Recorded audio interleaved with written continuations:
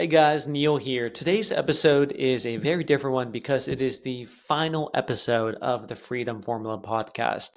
I've done this podcast for 5 years. We have over 200 episodes, have tens of thousands of downloads. And I decided to end the podcast. And today's episode, I'm going to talk a little bit about why I did that and also the power of quitting. This was actually quite a big decision for me. We're not like a world-renowned podcast, but have some credibility. Been doing this for a while, and I talked to a lot of people before deciding that I'm going to hit the pause button and quit the podcast. I'm going to stop the Freedom Formula podcast. Now, when I started the podcast, it was 2020, and a buddy of mine, me and David Lahav, who's now a franchisee, have made this. They're like, hey, we just kind of want to talk shop about ideas. We want to have a podcast called the Remote Local Podcast at the time to talk about how to start a fully remote local business. And that's the inception of it. I've never done podcasting, nothing like that. Figured out how to get a mic, how to do recordings, how to do interviews, and actually develop my podcast voice, right? That's what I was doing. And at the beginning, it felt creative. It was a great way to document the journey, a great way of connecting with people one to many, great way for people to learn more about me. I've met some people who are like, hey, I heard you on the podcast. I feel like I know you. And I think that's really freaking cool. Like that's just something I never thought would happen. And over time, I'd say in the last year, I realized something, and this is something I want to share with you guys, is that it started to feel like a chore to do the podcast. Don't get me wrong, I loved interviewing everyone. I think podcasting is the best hack for networking, and I hate the word networking, but meeting people, right? Because you get to know them, you put them on air, you have a conversation, and I've had such a fun time interviewing people on the podcast. I've met incredible people. But I found myself dragging my feet after a while of doing these interviews, of getting another episode done. And my team would be like, hey, Neil, like we're fresh out of episodes. What's going on? Can you reach out to some people, do some episodes, whatever? And I just found myself dragging my feet, but I kept at it and I kept at it. And candidly, I think that's my personality as well, which is I probably do things a little bit too long. There's a lot of inertia when you start something. And because of that, you don't want to stop, right? And I'm usually the type of person who sticks around maybe a little bit longer than it should. So after a while, I thought, hey, why is it so hard to do this? Like I don't want to do this as much for some reason. And I was talking to a buddy of mine. His name is Kay He. He was on one of the recent podcast episodes. Awesome guy. I'll put a link to his episode as well, but he used to be an investment banker, was making over $1 million a year, decided to quit it fully with no plan, and just started podcasting, YouTubing, writing a newsletter. And he wrote a newsletter recently which says, I'm quitting my newsletter. And his newsletter has like 200,000 subscribers. And I was shocked. I'm like, dude, this is a successful newsletter. Why are you doing it? And he just said, hey, stop giving me energy, right? And his thought experiment was, if I keep doing this, am I growing? Or am I doing the exact same thing? And if my subscriber list went from 200,000 to 400,000, would it change anything about how I feel about that? So I brought that down to what I was thinking about the podcast. And I think this is a fantastic experiment for everyone to think about is, when in your life should you quit? And for me, I asked myself, if I had 10 times the amount of audience as I do right now, would I feel differently about the podcast and what I'm doing? And the answer came out to no, right? Because it wasn't lighting me up anymore. It wasn't giving me as much energy. The process would be the same, right? There was no real leverage going on here. And I'm bringing this up in terms of my thought experiment because I do think people stay too long in things they should quit, whether it's a job, whether it's a business was not going well, whether it's a relationship, whatever. I think there's huge power in quitting and recognize when to quit. And so I've been diving a lot more into just that, the power of quitting and what is the time to throw in the towel. And look, society tells you, don't be a quitter, don't throw in the towel, it's just across the horizon. Hey, I actually think, in fact, quitting, quote unquote, quitting is a fantastic thing. In the startup world, they call it pivoting.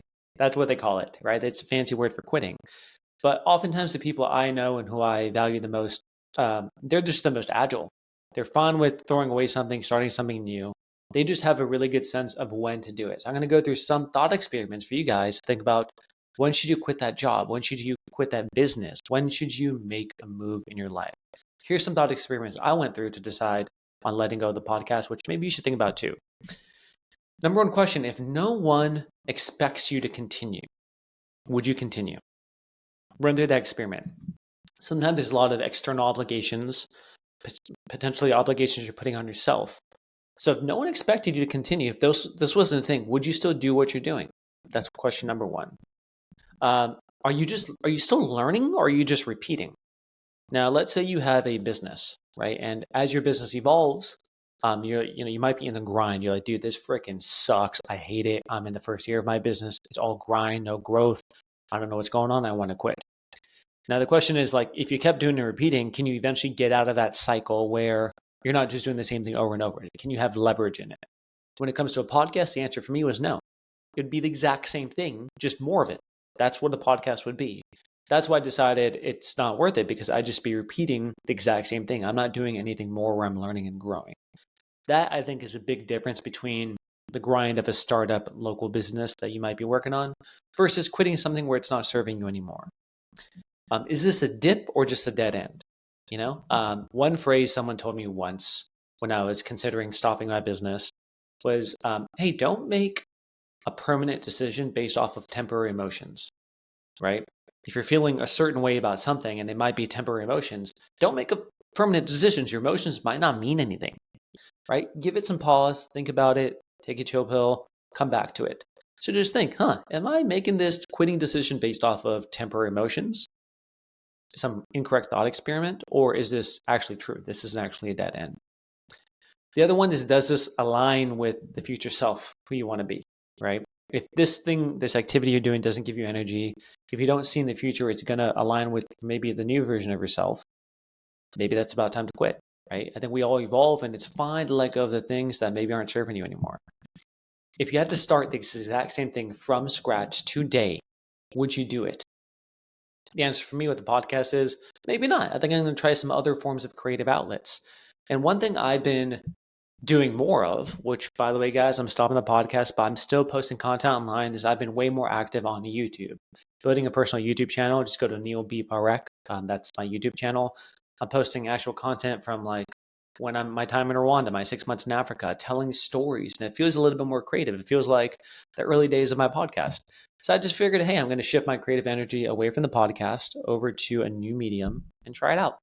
So you guys can still catch me over there. Other quick stats around the power of quitting I just want to share with you guys is entrepreneurs who succeed pivot on average 1.7 times more than those who don't. Like I said, entrepreneurs love to use the word pivot, not quit. Same thing in many minds. Only 50% of founders say they stay too long in the wrong strategy out of emotional attachment. So over 50%. So many times we're emotionally attached to something. You put a lot of time, effort into it. There's a sunk cost fallacy going on. And that is an emotional attachment, right? So there's power of quitting, just to let things go. I think a lot of people fall into this trap. So anyways, guys, I just wanted to say, number one, you could catch me on other platforms. I'm going to be on a bunch of different places. For now, this is the final episode of the Freedom Formula. And hey, who knows? Maybe in the future, I'm going to pick it up again. But again, you can find me online. You can message me. I want to keep in touch with all of you. Find me on YouTube, find me on Twitter, find me on LinkedIn, other places socially. For now, this is a goodbye, and I want to thank you so much for listening. This is the final episode of the Freedom Formula. Thanks so much, guys.